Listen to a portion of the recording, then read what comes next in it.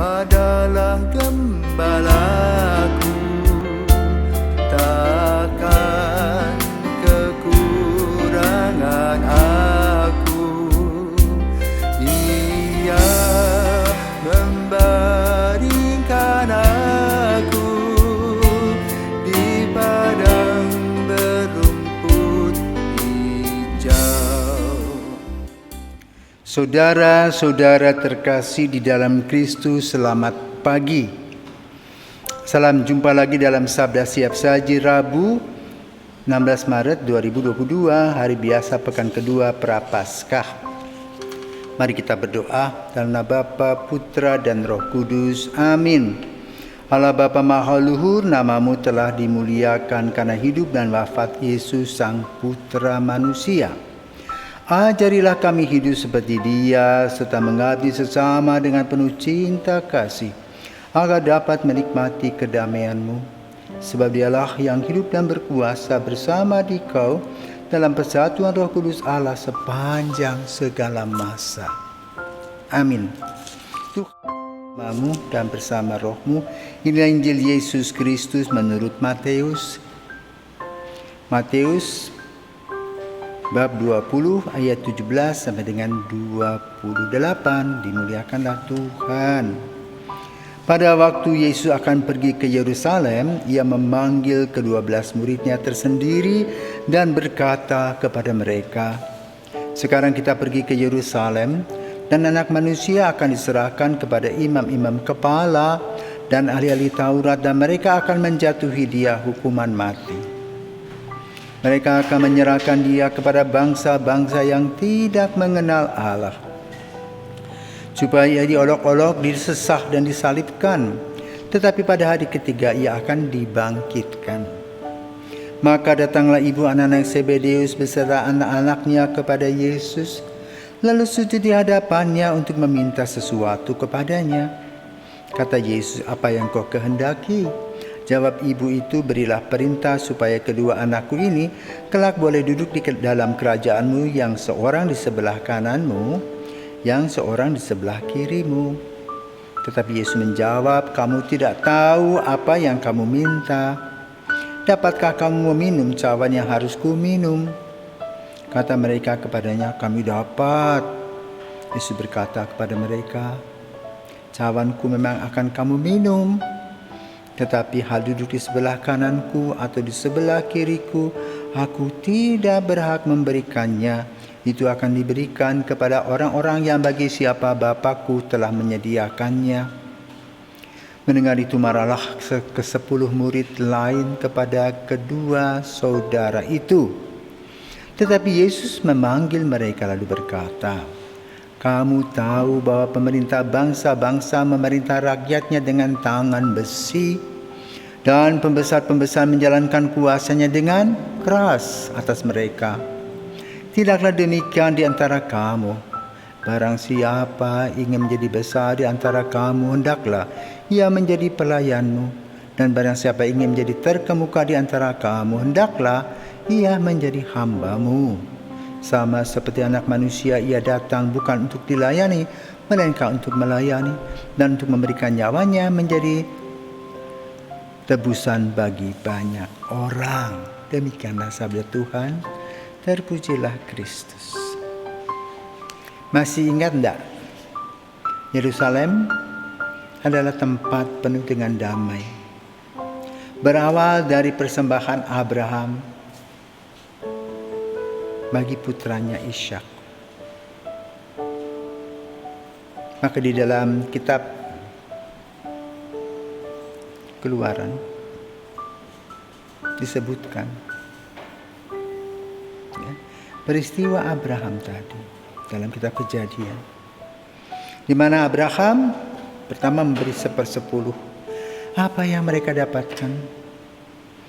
Kemudian diperlihatkanlah langit dengan bintang-bintang yang begitu banyak, dan dia mengatakan, "Itu loh, lihat, nanti anak dan cucumu seperti itu."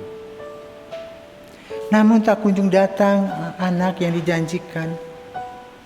Maka pada suatu hari yang digambarkan seperti Melkisedek itu datang, Abraham memberi makan dan memberitahukan, mereka itu bertiga memberitahukan kepada Abraham bahwa tahun depan istrimu akan melahirkan.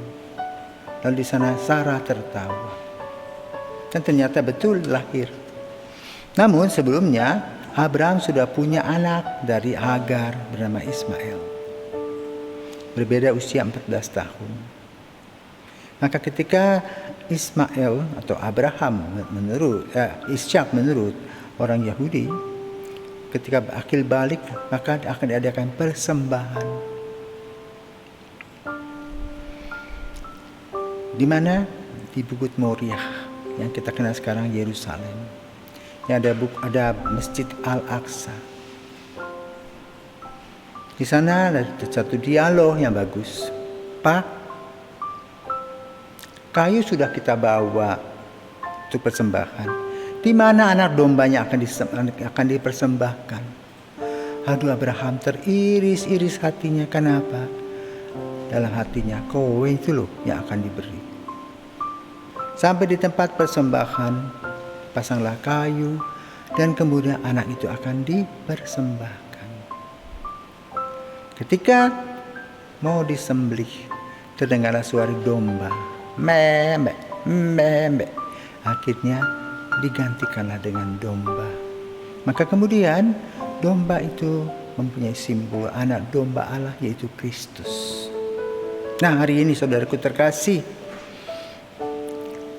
anak-anak Zebedeus, anak-anak si kembar tadi,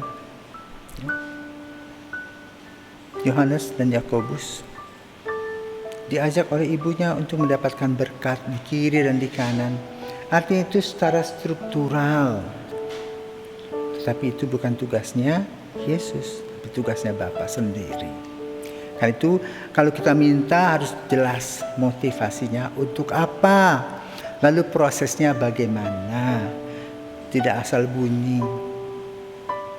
Dan inilah yang ditegur. Yerusalem adalah tempat pengorbanan. Maka orang-orang datang ke Yerusalem untuk mempersembahkan segala sesuatu. Dan Yesus akan dipersembahkan di sana secara jasmani, disalibkan. Maka permohonan kita apa? Yang jelas. Kalau kita minta itu pakai daya nalar, doa yang memungkinkan yang kita dapatkan. Jangan kita berdoa, Tuhan tolonglah aku bisa datang ke bulan, tak akan sampai. Tetapi untuk meraih cita-cita boleh. Yang penting ada usaha.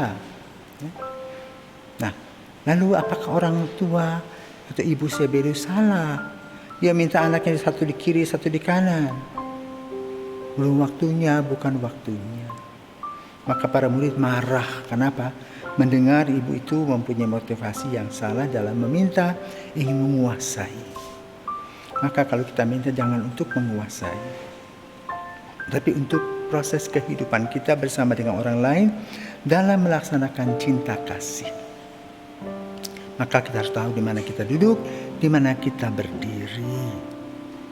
Maka dikatakan oleh Yesus, banyak pemerintah memperdaya rakyatnya dengan tangan besi dan menjalankan puasa mereka semena-mena. Tapi pengikutku adalah orang yang harus menjadi pelayan, melayani.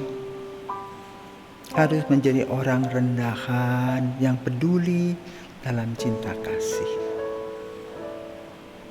Maka dikatakan hendaklah kalau kamu menjadi orang besar, hendaklah kamu menjadi pelayan. Dan barang siapa menjadi terkemuka, hendaklah menjadi hamba. Pelayan dan hamba. Maka Paulus kita sebut hamba dari segala hamba. Servus servorum Dei. Bagaimana dengan kita? Mari kita belajar untuk menjadi pelayan, untuk menjadi orang yang betul-betul hamba orang lain. Dan tidak menjadi orang yang angkuh dan sombong. Tapi perhatikan permohonan sesuai dengan kemampuan dan juga kehendak Tuhan. Semoga kita diberkati.